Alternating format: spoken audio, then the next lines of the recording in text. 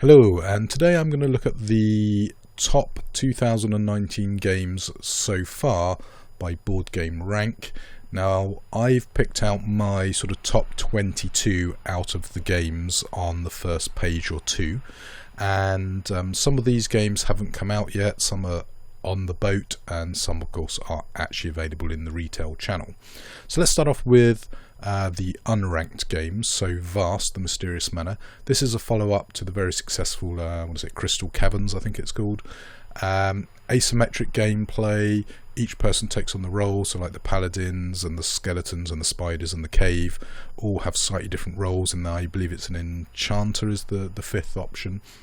Now, a bit like Root, I think this will be a great game to play. It's going to look fantastic, but it's going to be a little bit hard to get to the table because of its complexity. Now, some of the images here are pre-production copies. There is actually a load of stuff being leaked from Origins showing off the minis, which just look amazing.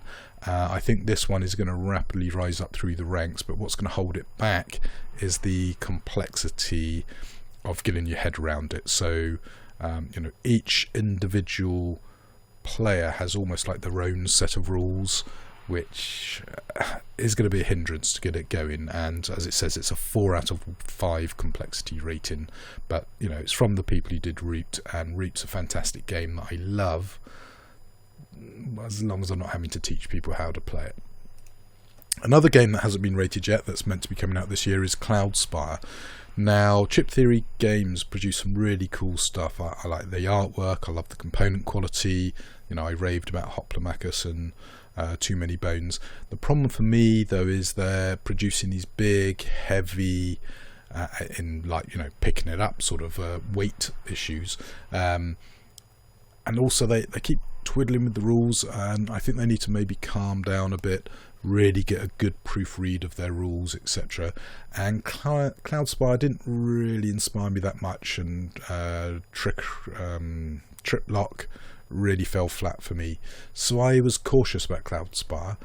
It'd be interesting to see how it does, particularly now that another game I'm going to be talking about is out that sort of hits a similar vibe to me. So I don't know where this one's going to go. I think it's going to be a big hit with uber fans of Chip Theory games, but I'm not sure how it's going to fly in the general population. Tiny Epic Mechs. This is a game which, as you can see, has got a ranking of almost 11,000. It's just managed to nip under that. Now, this is pretty cool. You've got little meeples that you can place inside mechs, and having tried out Tiny Epic Zombies, I think Tiny Epic Mechs could be quite good. It's definitely one I'm going to want to play, and I think it could go places. We'll see. Zombicide Invader. This, I don't know. In some ways, I wish I had backed this, but it's sort of more Zombicide, but with a sci-fi setting. You're going to get great minis because it's called Mini or Not. I don't know really. I think I'm going to try and limit myself to Black Plague, but if you don't like fantasy, this is a great way of getting that Zombicide action. I don't like the modern day thing. For me, it's either Invader or Black Plague rather than original Zombicide. But it depends. Do you like modern sort of survival horror? Do you like far future sort of aliens/zombies? Or do you prefer the fantasy stuff? For me, it's the fantasy stuff, and I can see this rising up a little bit in the ranking. But are people starting to get sort of cool Mini or Not Zombicide burnout? Who knows? Now, this is one of my sort of top 10 on the hotness list games. Detective City of Angels. I can't wait for this to arrive. It's managed to sneak in under 9,000, so it's doing pretty well. I do think the community kit needs to be released. If that doesn't come out and isn't very well supported, I can see this game being a really great experience until you've played the cases, and then you're sort of done with it. And it'd be interesting to see how this compares with, for example, Chronicles of Crime, which I did a YouTube video on recently. This is very much a noir set-in game. Really, really looking forward to this. It might even kill Chronicles of Crime for me, maybe. I don't know.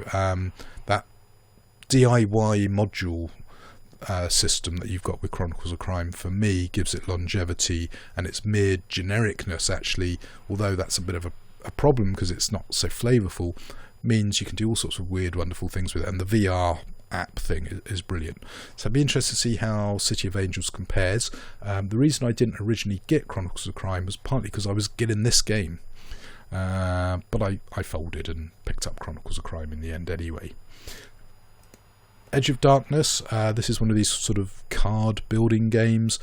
Really was tempted by this one, but I've started to realise I'm on Kickstarter, I'm backing a lot of big, expensive, luxurious games, and it's got a bit out of hand. I'm actually considering, for example, releasing Cthulhu Wars, which is a problem for me because I love that game. But you get to the point where you've got to be sensible, and yeah, I guess this falls into the, do I really need this game? I definitely want to play it though. A very exciting looking game, and an interesting take on that sort of card building engine.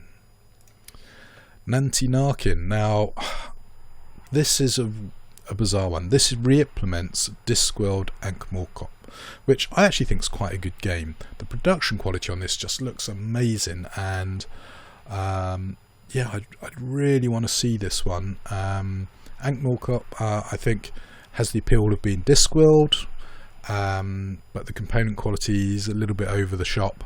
There are some concerns about the gameplay. You know, is it sort of a Lords of Waterdeep light sort of game? I don't know. Anyway, this looks like a really good re-implementation, and the quality of the components means that I really, in some ways, wish I'd backed this on. I think it went on Kickstarter. So yeah, it'll be interesting to see what's available in retail for this. And I really like the sort of covers where you've got obviously the Lady of the Streets, and also let's click on this down here, the old Dodger there. So some interesting design ideas. I believe they've gone with the Lady of the Streets as the actual cover, and there's a couple of videos and bits and pieces there. So yeah, that is definitely one to keep a close eye on. I quite enjoy Discworld Ankh-Morpork. Obviously I think the Discworld theme really helps you forgive maybe some of the other bits, but it's a lightweight game, 2 out of 5, and I'm very interested in some sort of lightish games, because trying to get sort of non-gamers involved, and obviously a 4 out of 5 complexity game like Vast, great for my gaming buddies, not so good with people who are not really into gaming. Command & Colours Medieval, this for some reason doesn't higher up the charts. Now, I'm a big fan of the Command & Colours system, in particular Command & Colours Ancients. In fact, I so enjoyed Ancients that all the other Command & Colours games I've tried, I've got rid of. Now this to me feels more like an expansion to Ancients, because it's taken us into the Eastern Roman Empire, so the Byzantiums with the Sassanids and the Parthians and all that good stuff. So it's sort of early medieval. A lot of people forget medieval's quite a broad range. Most of us think of, you know, King Arthur in full plate mail and all that. That's not quite what this is, and it looks really interesting, and I'm probably going to have to pick this up because it's blocks, so that's a tick box, and as I say, to me it feels more like an expansion for Command & Colours Ancients, and they've tweaked the leaders again. Yeah, this one looks really good, although that cover, yeah, it could be better. Oceans, this is the latest version of Evolution, and I think Evolution's quite good. In fact, I sort of half wonder if I should have kept hold of my copy of Oceans. I picked up Darwin because I sort of was missing that sort of evolution-y type gameplay. If I'd known Oceans was coming out, maybe I would have skipped Darwin and gone straight for this. This looks really cool. It's got the beautiful, bright, vibrant artwork, but it has tweaked the game, so it's not just more of the same, although it's similar enough that I think if you like Evolution, you're probably going to like Oceans. If you don't like Evolution, well, maybe not such a good thing. And as you can see, it's already leapt up to 6,000 on the ranking. I'm not sure it's actually in anyone's hands yet. Maybe I'm wrong there. But yeah, really love this. And if you want to try Evolution, as was pointed out to me recently on a geek list I did, you can pick up the app for free for the original Evolution, so go check it out. Really good game. Another really, really good game is Paladins of the West Kingdom. Now, I believe this is a follow-up to, is it Architects of the West Kingdom? Really, really love the series of games coming out here from, is it Garfield or Renegade? Anyway, whoever originally did it, so Shem Phillips. Really, really good. I really liked his Viking games. And what is it? Raiders of the North Sea. Fantastic game. So definitely check this one out. And I believe it's maybe not in people's hands yet. Red Alert Space Fleet Warfare. This is Command & Colours in space. I was tempted to kickstart this. I did chuck $1 in the direction of it, but it had minis, and I realised I really don't seem to like minigaming much these days. The store in it and the paint in it and all that. This one also, I think you didn't get that much for backing it on the Kickstarter. I can't remember. Maybe I'm wrong. Maybe you did get a load of free extra ships or something. But I figured I might wait for this in retail. And to be honest, if I'm going to play a space game, I'm probably going to play Full Thrust, to be honest, which is a great little game system, and you can get it as a free PDF, or you used to be able to off Ground Zero Games. But if you like Command & Colours and you like space, this is probably right up your alley, and there's some very interesting ideas in here, and it's very pleased to see that it's actually up at 5,000. So I'm assuming medieval's going to surge past this at some stage, but people do like their plastic, it seems. Dungeons and Dragons, the game system for the board games has evolved now that 4th edition is no more and we're into 5th edition. I haven't actually tried this, but this looks pretty interesting. I do quite like the D&D board games. They are a bit overly simplistic, but you can always play them using the actual D&D rule set, or an old school equivalent. So yeah, definitely want to have a look at this one. The minis are very good quality. You've got great tiles, and of course you can always play it with the rules that are in the box. So it's interesting to see it up at a reasonably high value for a game that a lot of people poo-poo has been a bit simplistic. Eclipse Second Dawn for the Galaxy. I love Eclipse. The Kickstarter for this, to my mind, is a bit of a car crash, but it's great to see they've introduced some really nice minis, done some nice design tweaks. The designer has endorsed the Eclipse 1.5 project, which I was involved in, so that's really, really cool. This one I'm definitely going to be pleased to see at retail, and hopefully we can then put the Kickstarter fiasco behind us. So yeah, definitely a game worth checking out. As you can see, it's got overall rating of 4,800 odd, with a strategy rating of in the top 1,500. There's a big debate, TI4 versus Eclipse. Well, I'd rather have Eclipse, I think, because it's so elegant, so beautiful, plays a bit quicker. But yeah, TI4, I can see the appeal of that, and yeah, let's hope this does actually come out this year. On Mars, recently kickstarted, again, very tempted by this one as well. Vitel is like just knocking it out the park often. I was scared off a bit about this. It's a big heavy box with complex rules. I've got 3 or 4 Vital games just sitting waiting to be played at the moment, so I shied away from this one, and I might regret that in the long term because it's on Mars, fantastic, but look at that weight, 4.31 out of 5, so this is going to make your brain hurt. Gloranatha God Wars, I've actually got my copy. There is a video for it. This is Cthulhu Wars tweaked. I guess maybe if you take Blood Rage and Rising Sun and compare it to God's War and Cthulhu Wars, maybe that's a similar analogy, although maybe these are a bit closer to each other. In the top 4,000, but in the top 600 for thematic and top 900 for war. Really, really cool to see this rising up the ranks. Some production quality choices are a bit suspect with thin cardstock where it should be thick. There could well be a second Kickstarter to upgrade the quality and add some extra gods, apparently. I've got to think really carefully about, do I want to go into that? Because that way leads to madness, as Cthulhu War could tell you. Time of Legends, this has started arriving with people, and some of the minis are fantastic. I'm really looking forward to playing this. I backed it for $1, found out my friend had backed it all in, so I dropped my dollar pledge basically, because this is such a big, awesome game. But I can see some people buying this just for the minis. If you're into wargaming, this is a great way to get a load of sort of 15 to 18 mil heroes and dragons and stuff. So you could do Rampant Dragon? I can't remember the name. Anyway, there's various war games that these minis would work great for, and yeah, I hope it's a good game as well. Hate. Interesting to see this quite so high up. The minis were amazing. The add-ons were amazing. The scale was amazing. The price was amazing. The rule book had some interesting things. I backed it for $1, but I really wanted to grab it for the minis, and then I realised I like minis, but I sort of don't, so why am I going to throw money at this one? Be interested to see how this pans out, but very pleased to see it's up in the top 2000s, and yeah, be interested to see, as I say, in the long term how this evolves.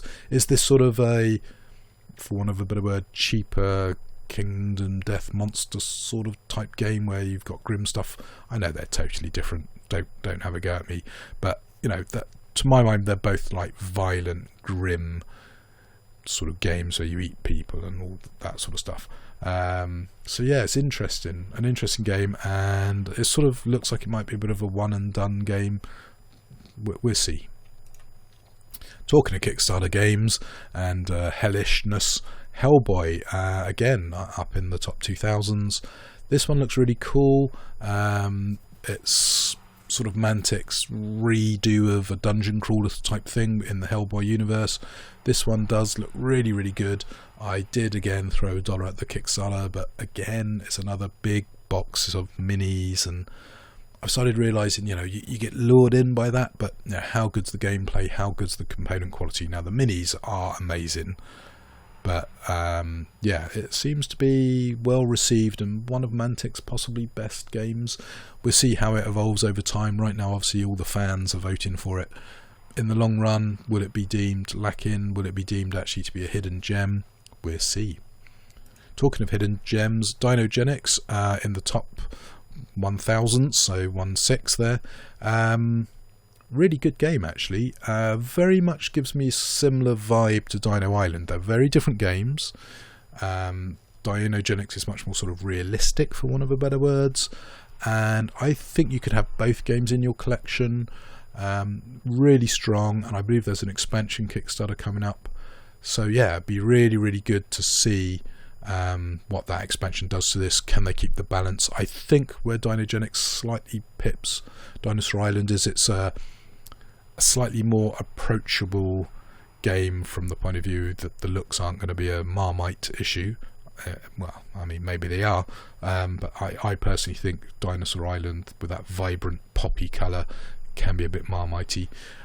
Also, some of the dinosaurs seem a little bit more balanced. One of the disappointments I had for Dinosaur Island was the water-based dinosaurs seem to be very all over the shop. So it'd be great if Dinosaur Island could maybe do a third Kickstarter where they issue new tiles to rebalance the things, recognizing that to build this dinosaur I need advanced DNA. Advanced DNA, I don't know, takes 3 actions, therefore this dinosaur is going to take me a total of 7 actions to get in play. This dinosaur over here is only going to take 3 actions. Based on that, they're worth this much victory points. DinoGenics, I think, did a slightly better job for me.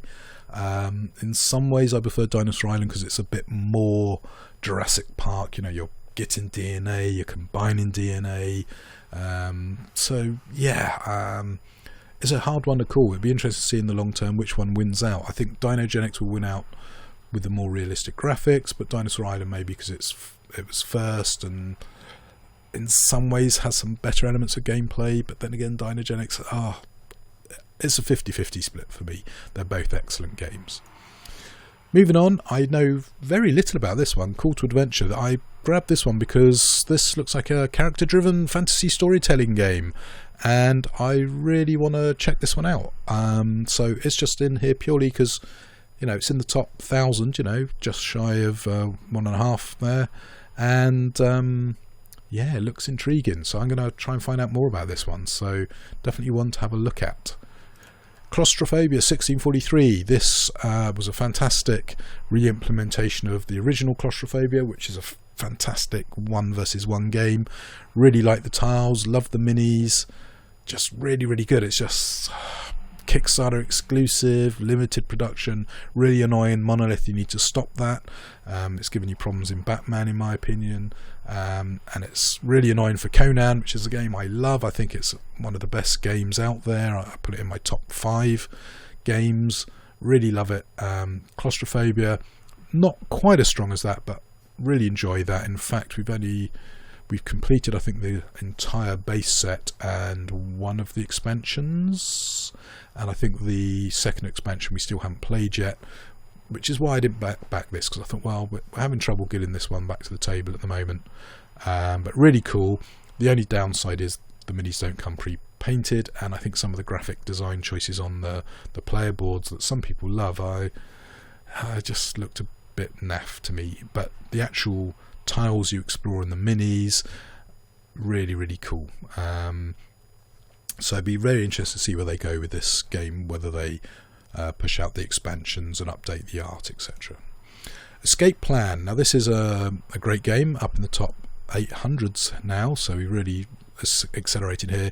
This is another Vital game. Again, chucked $1 at this one, but I backed Getaway Driver, and I thought, well, do I really need 2 escape games?